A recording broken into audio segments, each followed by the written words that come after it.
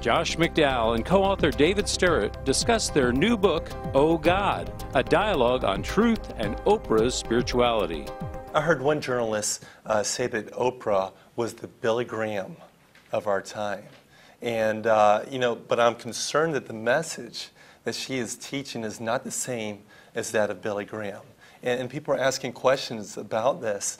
Her popularity is so huge that when people are getting turned off against organized religion and they think the church is full of hypocrites, they're turning to Oprah, and we need to respond in love and in truth to her false gospel.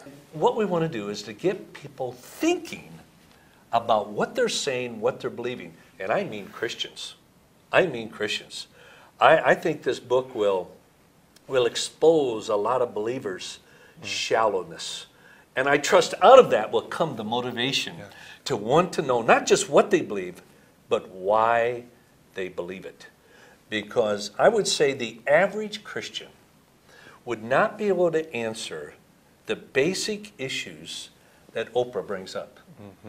What they could do is be dogmatic and quote scripture, and that's it, not explain it. Well, I pray with this book, there's going to be more informed Christians who are able to think through what they believe and how to make it relevant in their culture and society. And what we do in our book is we don't attack her as a person, but we do bring to light her teaching. Oprah said that Eckhart Tolle is a prophet of our time. And he says that salvation comes through this awakening that we discovered that we're all this part of this oneness of God, because sin is an illusion and we are God.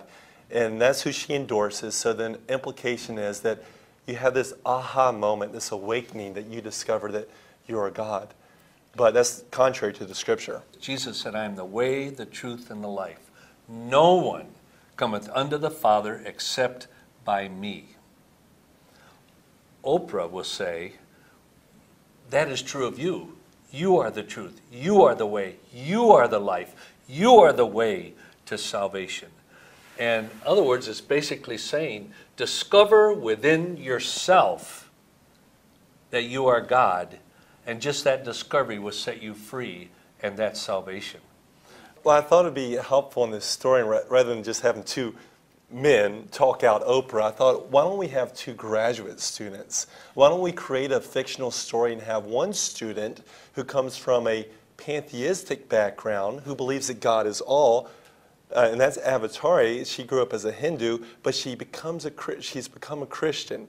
And she's witnessing to Lindsay, who's a spiritual seeker, who grew up in the church, and she's gone through some tough times, and she was divorced, and she's really discouraged. She thinks the church is full of hypocrites and judgmental people. And I thought, why don't we create a dialogue and have all the themes of Oprah's spirituality woven throughout this fictional source? I mean, Plato, for example, had his dialogues, and of course C.S. Lewis has been very effective in this. And I thought, you know what?